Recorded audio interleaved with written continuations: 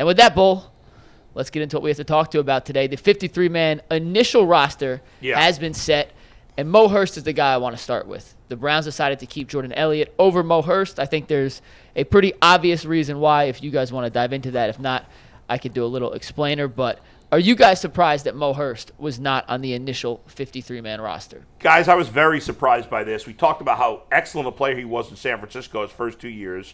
You played with him, right, Tyvis? Mm-mm. Oh, you missed it? What did you miss him by a year? Probably. Yeah. He was really good, but last 2 years he's had a ton of injury problems, so hasn't been able to stay on the field. He had a great camp. He had a great preseason. It seemed like he was doing all the right things. It seems that they cut him. I don't know if the Browns have admitted this, but it seems like they've cut him maybe just to save a little money, and they want to bring him on the practice squad because he was going to get paid. You know, he's making about $1.5 million more.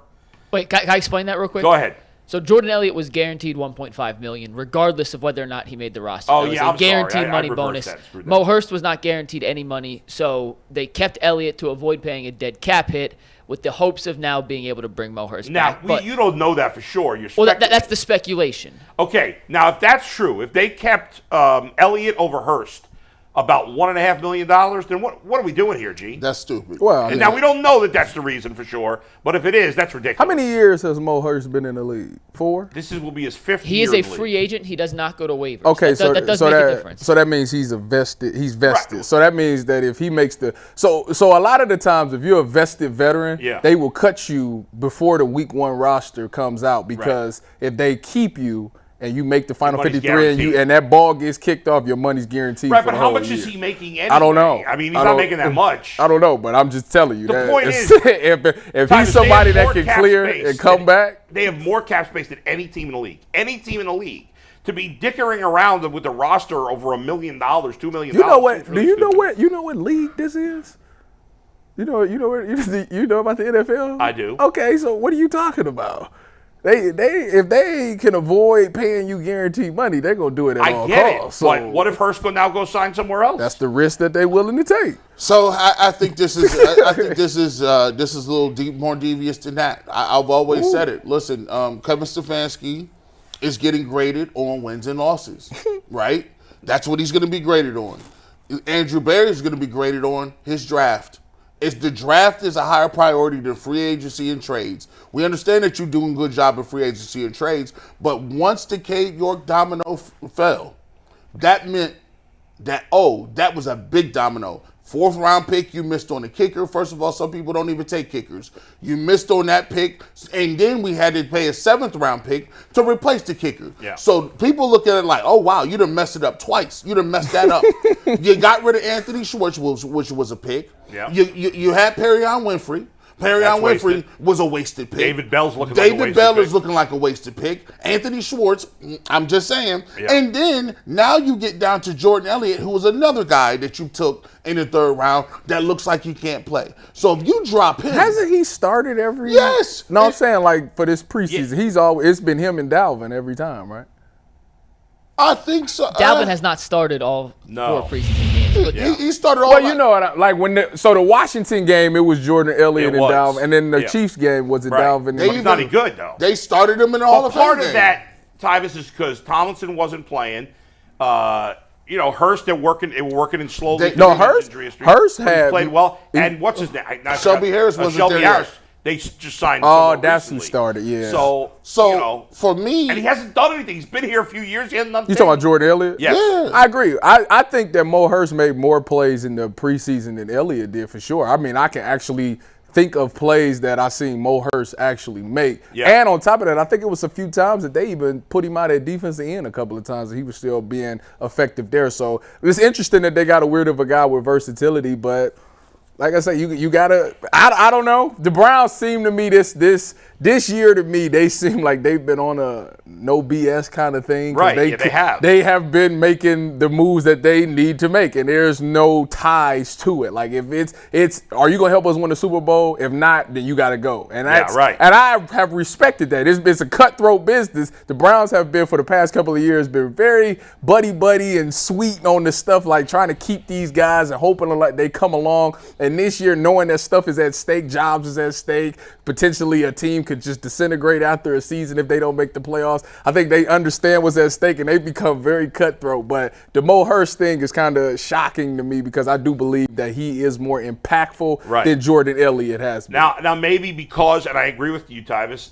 they have done that. Maybe the Browns deserve benefit of the doubt that they actually think Elliott is better than Hurst. Maybe it could be. We don't see it doesn't mean it's not true. I find that hard to believe. I think we all find that hard to believe. But maybe the Browns deserve at least a little bit of benefit of the doubt because they have seemed to done everything to be going all in this season. Well, they have no choice. They have no choice but to go all in this season. Doesn't that make you though? And we talked about this on Behind the Glass last night. I'm under the impression, and I'm fairly certain this is a money decision. They didn't want to pay any dead money to Jordan Elliott on top of what they had to pay Mo Hurst. And I believe that there was some sort of hope that they could bring him back in free agency. He doesn't go to waivers. He has the accrued seasons already. I just don't understand in a season that we've talked about, no excuses, G. Bush, the pressure's on, Tyvis, everyone's job's at stake.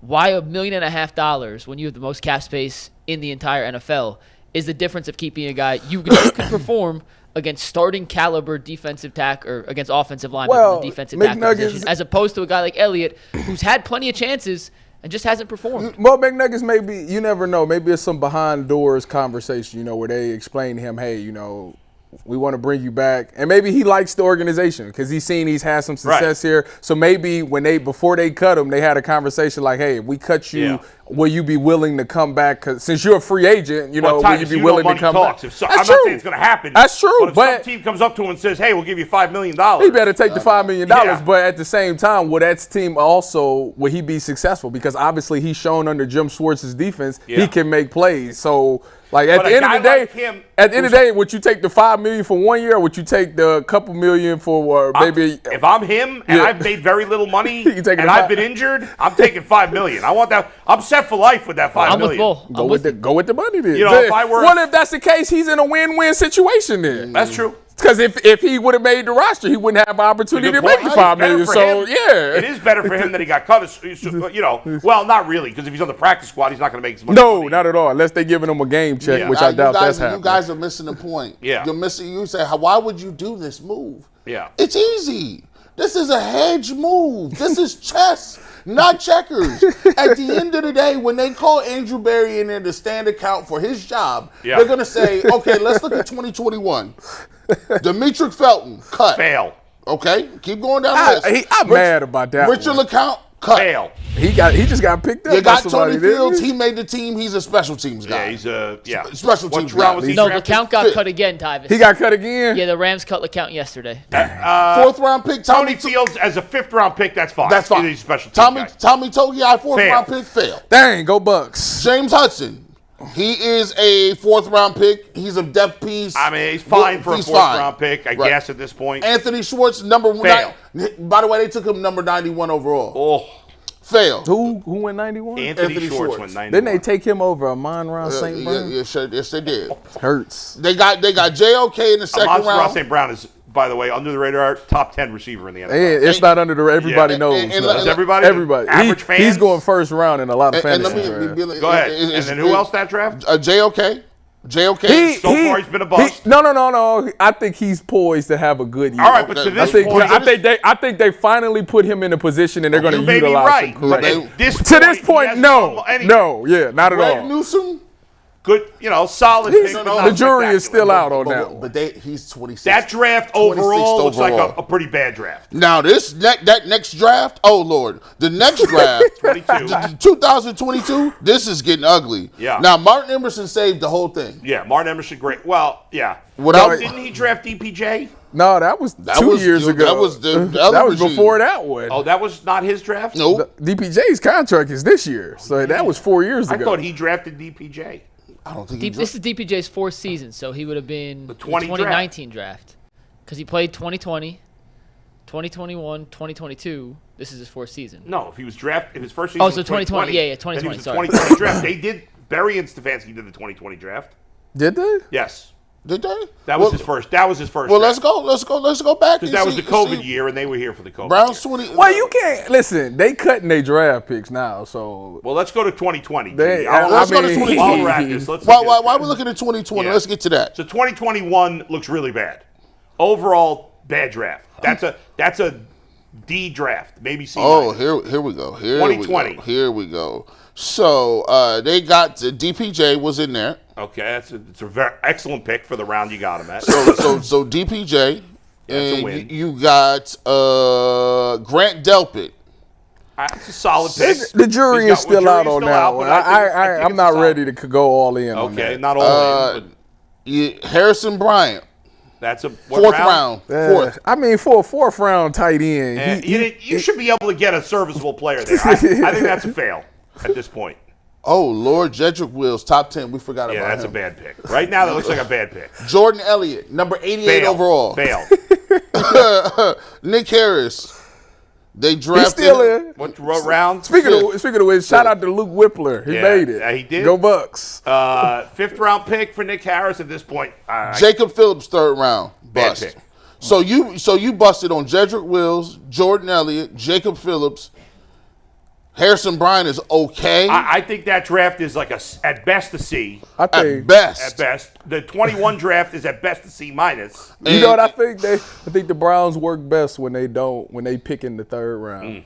Well, the third round picks have sucked. No, when they start. I'm talking about as of because this year. We'll see. I'm cool. I can see the potential. All right. What about the 22 it. draft here, G? 22 drafts. Yeah. Let's get them out of here. We're a little off topic. We'll get back to it. No, we're good. This is fine. So 22. Who is this? Martin Emerson. Great pick. Take round 3, pick 68. That's his best pick. Alex Wright, round 3. We don't know. We don't know. He's hurt. And he's hurt. Season. David Bell, number 99. Looks really bad. And I got to go 99 because that, you know how many, like that, he got picked a lot of guys. Top 100. Perrion Winfrey, round 4. Disaster. Dang. Cade York, round 4. Disaster. Jerome Ford, have not seen him. Jury is down. Yeah. Michael Woods, injured. Still don't know. Isaiah Thomas, cut. Gone. Decent Dalton, cut. I don't know who that is. Dawson Deaton. Now, so let's face it. Andrew Berry overall has done an awful job drafting. Obviously, we can't judge this year's crop yet. It's a crapshoot, but man. He made a great pick with Emerson. Fantastic pick there. Yeah. Guy should have been a first-round pick probably. Yep. Great pick, DPJ. Shouldn't have been a first-round pick, but he should have been like a third-round pick. Right. And they got him. Who'd he go, 6? Yeah. 6. Outside of that, what's his third best draft pick? I'm trying to find an impact guy. Earl. Where's Earl? I'm hoping Cedric Tillman. What do you mean? What's his best? His best draft pick is Deshaun Watson and Elijah Moore. That's a trade. Where's Earl? That's a trade. Give me a second. I'm looking this up. Earl is the biggest Andrew Berry defender. Anyways, we graded him a B. Did he? He's made 2 good draft picks. Well, listen. No, he hasn't. 20. No, he hasn't. Well, dang. What's the third best draft pick he's made outside of DPJ and Emerson. Well, Newsom's been a solid player. Greg Newsome has been solid. So your third best pick is a guy you drafted. They drafted him in the first round, Newsome, right? 26 overall. Correct. 26th overall, and he's solid. Yeah, but boy, That's you act your like third best pick. How many? Okay, let's go back to that draft and you tell me how many picks out of that first round is great. In what year? What? Newsom's year. What year? That's 220. Give me the first round and you give me 10 studs. 10 guys that you like, oh yeah, this guy is the guy. Because every year it's a crapshoot every year. I got it right here. You ready? Go ahead. 21, wasn't it? Yeah, I got it right here. So the draft order top 10. This is a loaded draft, Tyvis. Well, it's not fair, Tyvis. To be fair to Tyvis, it's not. No, and he's not top 10. I get that. You guys in the top. I'm just saying this draft was. It's a bad draft to say find me 10 studs because this is what makes the trade look so bad. I want to see it now. Show your homework. Let's hear it. All right, so Trevor Lawrence went 1. Okay, that's good. Next 2 picks, terrible. Zach Wilson, Trey Lance. Okay. Awful. Okay, you ready for the run of these next guys? Yeah. Kyle Pitts. Yep. Nah, he's good. We don't know. He's good. We know he's good. I'm not ready to go there. He's good. Well, I'm not saying he's a stud, but we know he's good. He's played with shit quarterbacks. Over who? Would you take him? Over who? I gotta calm down with the cursing. Well, listen.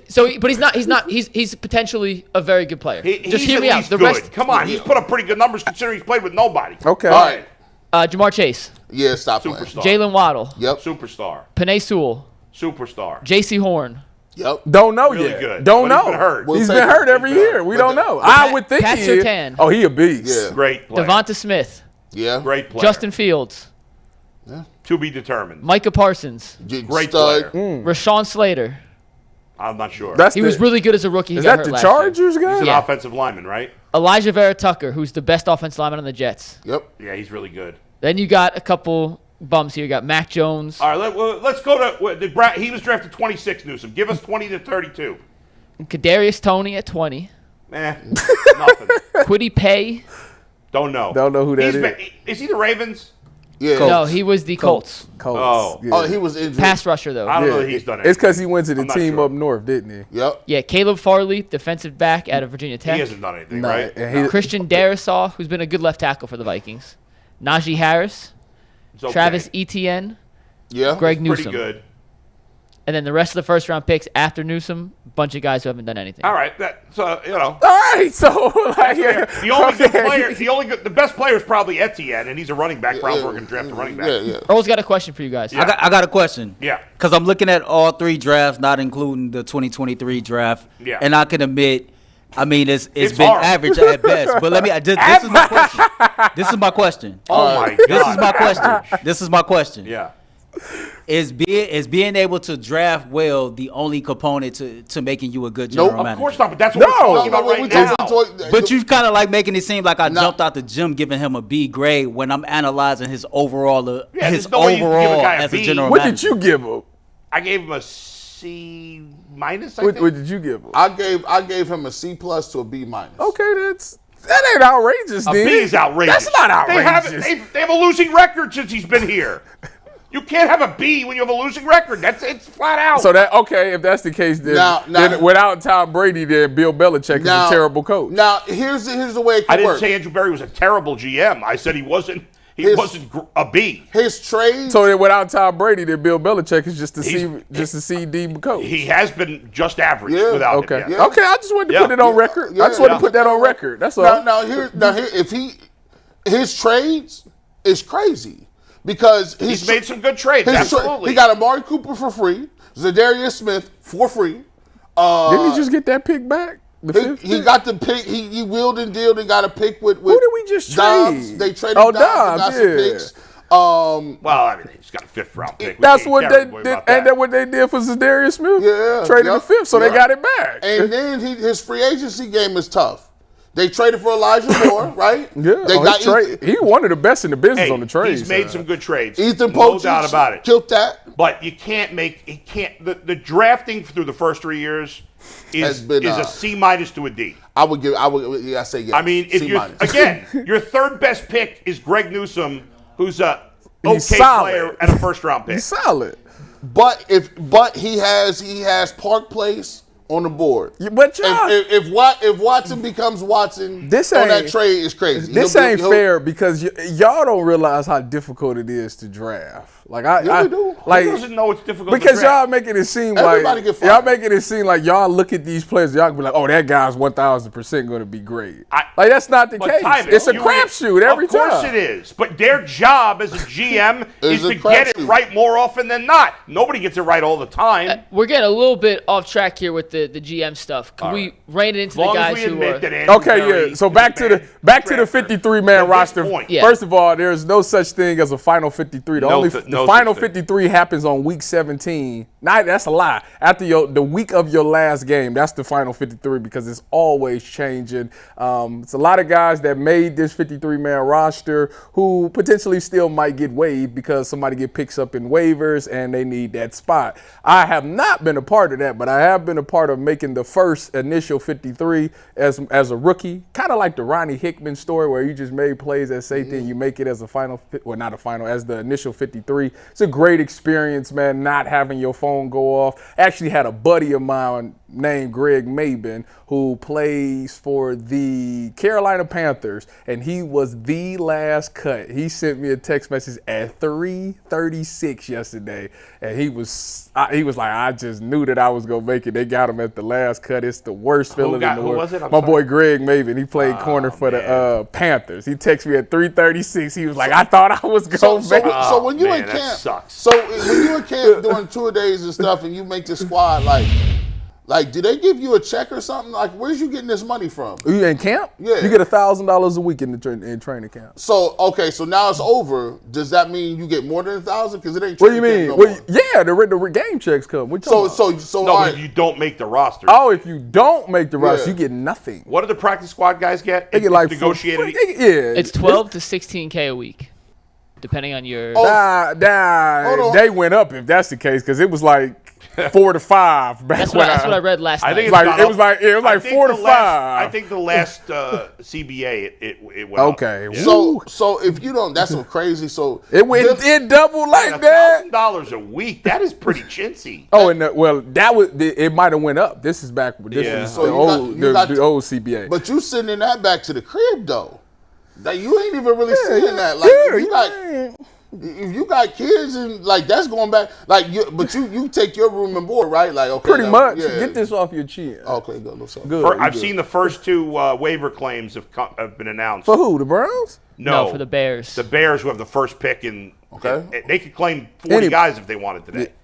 I don't Bears think it worked like that, do it? Defensive end Khalid Kareem from the Colts, and defensive back Quindell Johnson from the Rams. Trent Taylor also signed with the Bears. Never heard of him. Yeah, he's not a waiver claim. He's a veteran. He's the guy I mentioned for the Browns yesterday. Trent Taylor. So let me get this right. They making I gotta ask my boy Mabe about that. Y'all get 12,000 on P Squad? In the context of the 53-man roster with the Bears. So there's no way that's true, by the way. They just signed a veteran, and they signed 2 more guys from somebody else's team. Right. So that means they go to 3 people on the squad that was supposedly made it. It was like, you go. Already the Bears have had to cut 3 players. Again. Yeah. Yes. That's what I'm saying. That's cool. It's terrible. You sit there and you celebrate like, yes, I made it. And then the next day. Yeah. If you're one of the last guys, you got to wait.